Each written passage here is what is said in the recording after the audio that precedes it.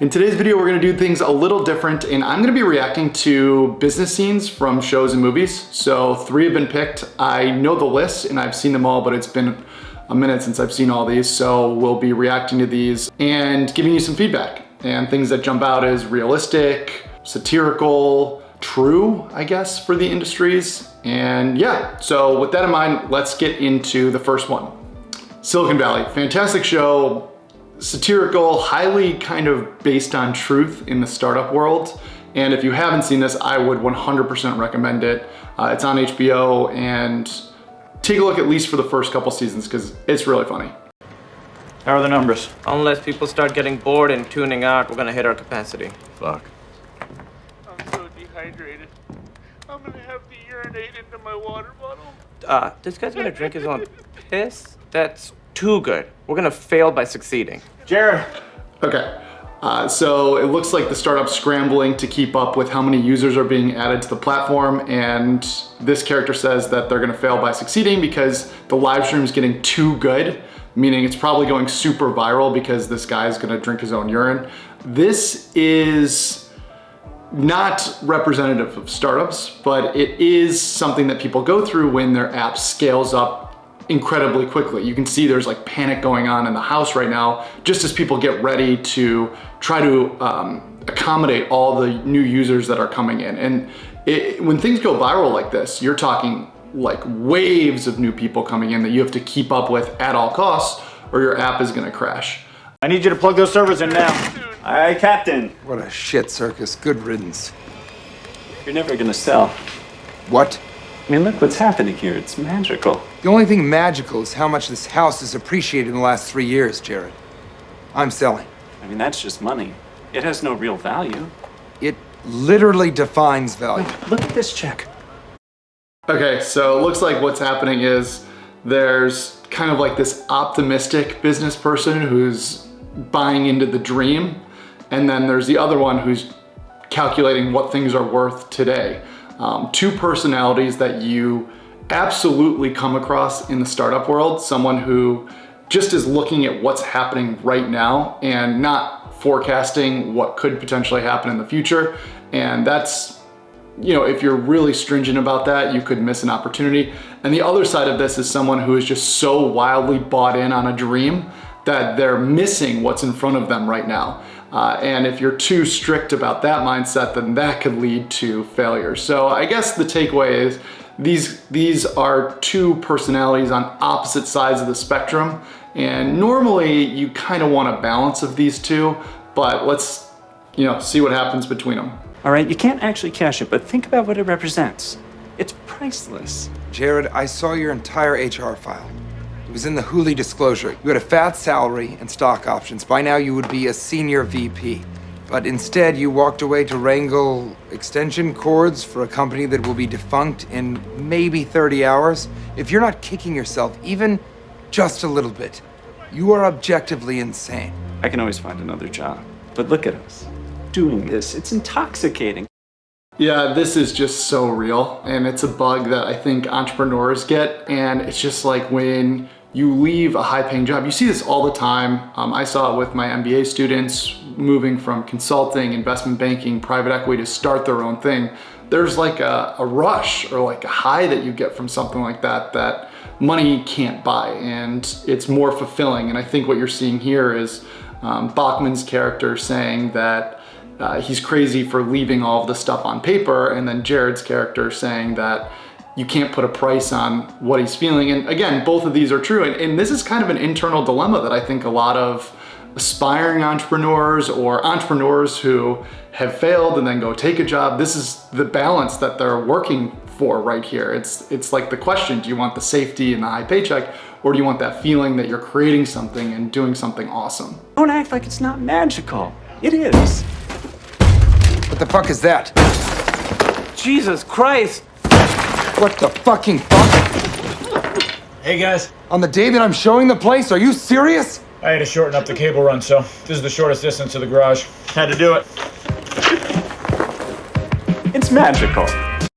so much to love about this. And I think one of the first things that comes to mind is the engineering mindset. So if there's a problem that needs to be solved, that character's name is Guilfoyle. And he's like a back-end engineer. He's classic engineering stereotype, I guess, but he's not thinking about anything else except for just solving the problem at hand. And in that case, it's the most efficient way to get these cables in so that they can keep their servers up. So this is just so accurate, and I think that everyone loves this. The people who deal with engineers think it's funny because it's like reckless. The engineers think it's funny because Guilfoyle is doing what is the most efficient thing and probably what everyone would do in that type of situation if they could and didn't have to worry about this stuff. But it's really great writing. I mean, this whole scene is awesome. It's the balance, the way that they're finding the success is hilarious and grounded in a little bit of truth. The exchange between the more like logical business person, which ironically is this character who's off the rails most of the time, but the logical business person, and then the one who's going with their gut, almost like id and super ego fighting each other on the business side of things. And then you have the engineer who ends up breaking through the wall just to connect these cables. I think all these things are perfect, and it's a great representative scene of exaggerated personas that you'll see in tech. Okay, let's do the next one.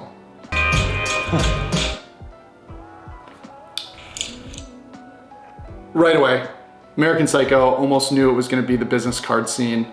And here we get confirmation that it is. Iconic scene. I mean, this is, if you haven't seen this movie, you may have heard of the scene, but let's go ahead and get started with it. Call me. What, Friday? No can do. I got an 8:30 res at Dorsia. Great sea urchin ceviche. Dorsia, Friday night, how do you swing that? I think he's lying. Again, if you're gonna teach satire, I think that this is a wonderful example of it. Two things going on here. You have all of these business people who look exactly the same, sitting in a room, all of them probably rich, talking about getting a reservation at the nicest restaurant in town, the one that you can't get reservations at, and they're all jealous of this guy who was able to snag it, and he becomes almost the alpha of this group because he was able to get this one small detail that the other ones can't get. And while this is going on, you have second bit, the business card scene escalating. So Is that a gram? New card. this is the main character, Patrick Bateman. Whoa, very nice. Look at that. Picked them up from the printers yesterday. Good coloring. That's bone. And the lettering is something called Cillian Braille. It's very cool, Bateman, but that's nothing. Look at this. Why I think this is such good satire is this was all unprovoked. So this is Bateman's character, who is the American Psycho. He's the psycho in this, but it's his character escalating. He's showing off by showing his new business card, and he expects everyone to be impressed. And this is a small detail, it's a business card, but these guys are working in finance. You see mergers and acquisitions on one of the cards, and they're obsessed with details. So this is the nature of it. Like when I worked in investment banking, everyone was obsessed with small details. I know that at the firm we were at, if we saw another company's pitch book, immediately we would start to criticize it and say, how could they use this font, or their color palette's all messed up? When in reality, everyone's saying like the exact same thing. And I think that's the beauty of this type of satire, is you're reducing it to the most simple thing. And these guys have such strong opinions about what's better and what's worse. So now they're comparing their business cards, which they all know each other's information. There's no reason to be comparing something like business cards. People grab them, they like toss them into a drawer. That is really nice. Eggshell with Romalian type. What do you think? Nice. Jeez. So already he's nervous because he thinks that the other business card is better than his. Again, we're talking business cards here, and he's getting worked up. That is really super. How'd a nitwit like you get so tasteful? I can't believe that Bryce prefers Van Patten's card to mine. But wait, External validation, of course, looking for a third party to validate which business card is better designed, getting frustrated if they don't choose yours. You're so wound up sometimes when you're working in finance that these types of things can make you unhinged. Someone talking about your design for something as small as a business card. You ain't seen nothing yet. Raised lettering, pale nimbus, white. Impressive. Very nice. Let's see Paul Allen's card. Bale does such a good job playing a sociopath here. You can see he's getting so anxious and wound up, comparing just business cards on a table. And to people who aren't wound up like this, just looking at someone else's business card, you think to yourself, okay, that's nice, or whatever, you know, where did you get it? Maybe I'll get one similar. But these guys are just so focused and competitive on these small details. And that's what is satirical, because in this industry, you know, what you're doing as an investment banking analyst is you're just formatting documents, you're pulling some data, but a lot of it is on the presentation that there's so much hype on it, and there's people correcting it and changing slides, and then you give it to the client. And as someone who has been on the receiving end of this, they take it and they just throw it into a drawer. So all of this hard work, when it gets into reality, doesn't matter as much. I mean, it can't be a mess, but splitting hairs over this type of stuff ends up not mattering in the long run. It's just within this little bubble that it has this type of pull or weight.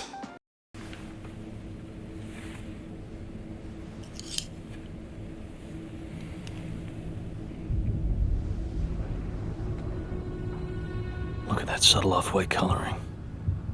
The tasteful thickness of it. Oh my God. It even has a watermark. Handshaking, he's going over all the style choices that this character Paul Allen made.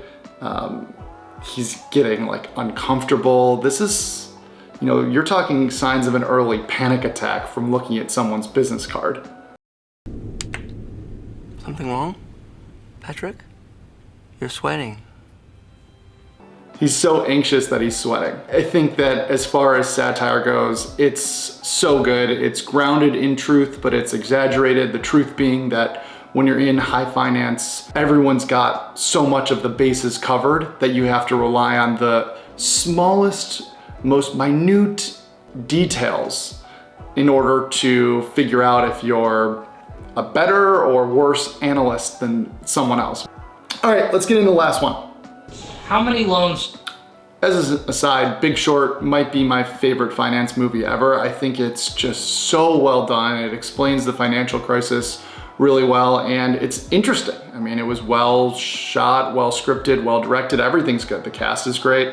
So 100% check it out if you haven't seen it. You write each month? About 60. Yeah. What was it 4 years ago? 10, maybe 15. I remember where they are in the scene. The hedge fund has gone down to Florida to see if there may actually be a big problem with like loan underwriting. So they have this hypothesis that loans may fail, and they're going down to scope out neighborhoods. And now I think these guys are mortgage brokers, so people who are underwriting loans. And what just happened is Steve Carell's character asked Schmidt how many loans he underwrote, and he said 60. I didn't catch the time period, but he asked what was it years ago, and he said 15. So we're talking things have escalated to 400% higher. And that's usually a red flag when something goes up by 400%. Yeah, I was a bartender. Now I own a boat. You own a boat.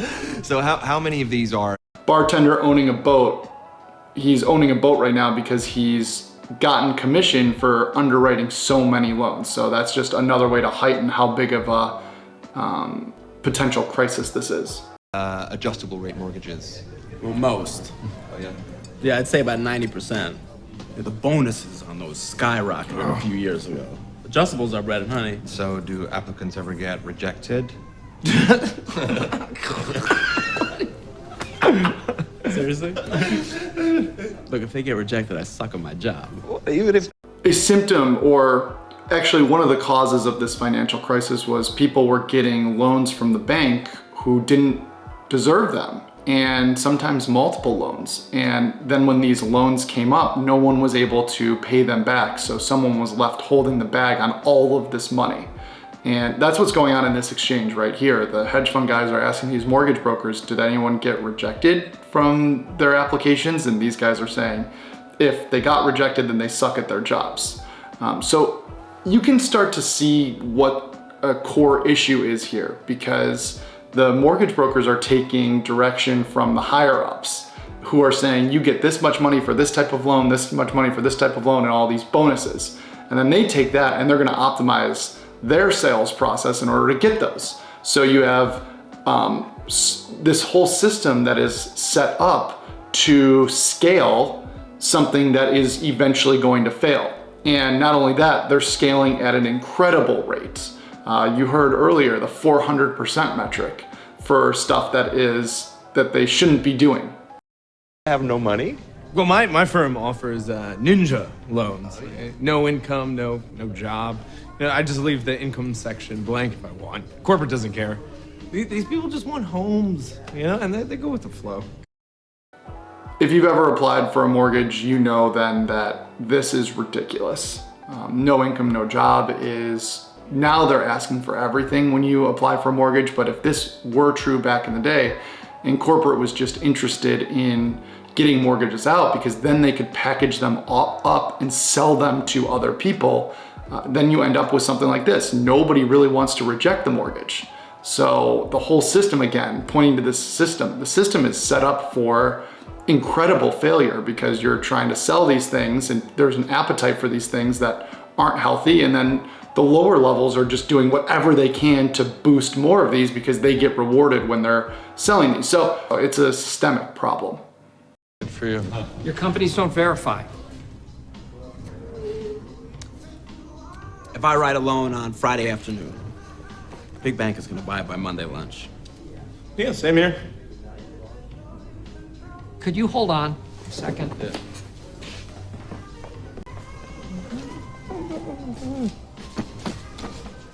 I don't get it.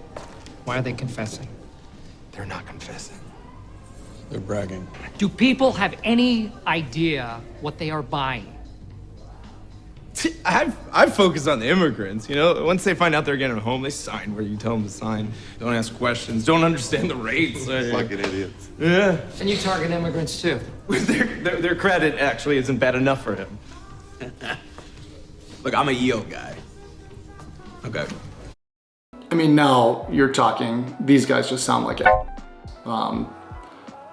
ignorant, just terrible people. Are they the ones responsible for the crisis?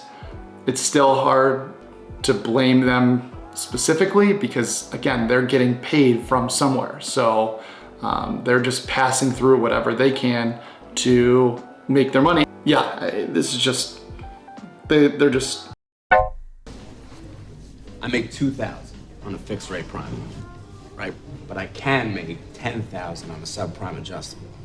Trust me, I'm not driving a 7 Series without strippers. No one on the pole has good credit, and they're all cash rich. I think I read Warren Buffett say something like that. No. What? Not right.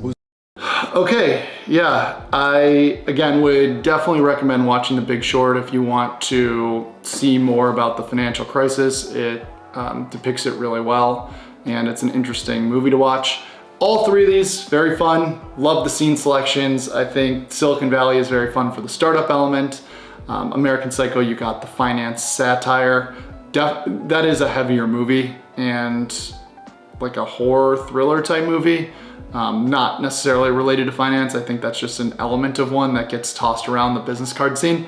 And then The Big Short, which is a Michael Lewis book, famous financial author, and it was adapted really well into a fun film. If you like this stuff, let me know. I can do more of these. Otherwise, hope you enjoy. If you want more business talk or you want to see some more videos where I talk about strategies for business, you can check these out. And otherwise, please hit that subscribe, and I'll see you in the next one.